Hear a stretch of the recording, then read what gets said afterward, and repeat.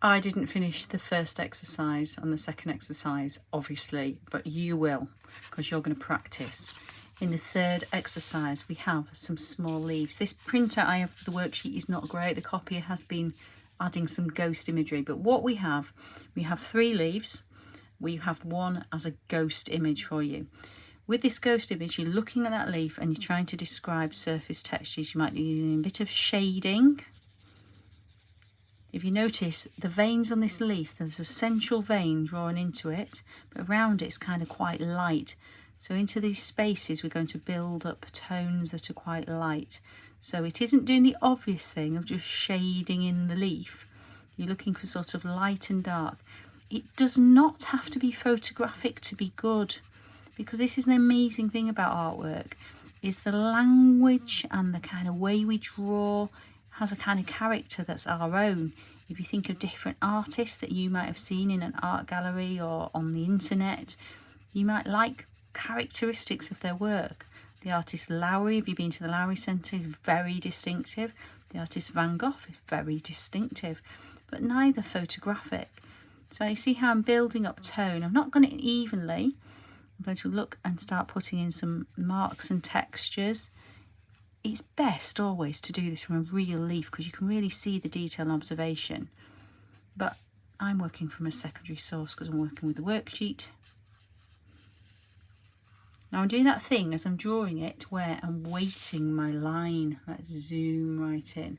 It's not the greatest quality because of the printout, but we're weighted line, that's an even line. Bart has one of those lines. Let's go and remind ourselves. This is an outline and it's an even line. The lines I'm suggesting we use here are like this. They get lighter.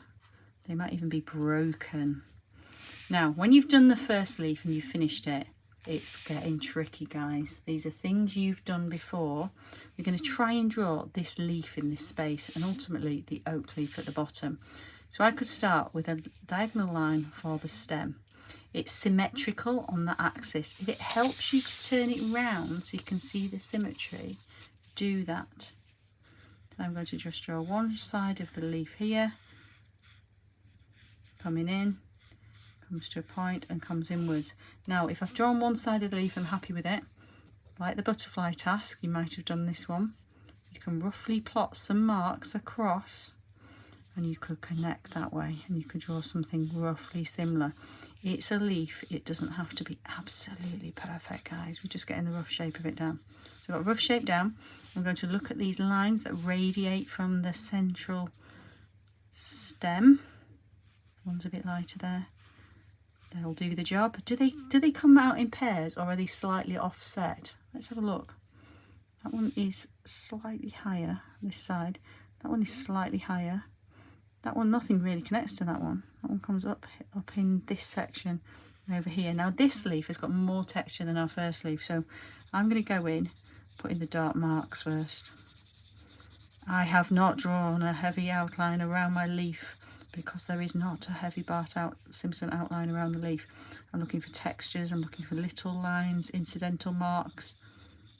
You're trying to get the leafiness of the leaf through little textures and marks. I might just have the edge, see, no outline, some nice soft blending, some textures. That's what you're doing. And then third, very, very light, this one, tricky because it's light. Look at that, very unusual shape, very difficult.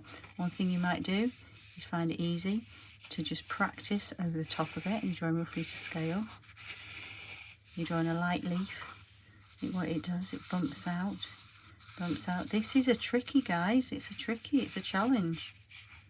So we get in the shape and then we go on the detail. Mark making. It's actually quite fun. Give it a try.